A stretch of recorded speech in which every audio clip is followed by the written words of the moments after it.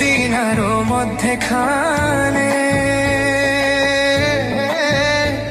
আমার জিন্দান ভি শুয়ে আছে ও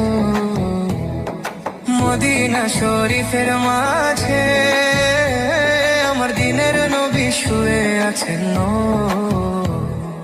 উদাসীরে কইরা পাগল শুয়ে আছেন মদিনায়। তোমরা যদি যাও গো মদিনায়, হায় তোমরা যদি যাও গো মদিনায়। সালাতু সালাম গো আমার, দুরুদ সালাম গো আমার, কয় নবী মুস্তাফায়।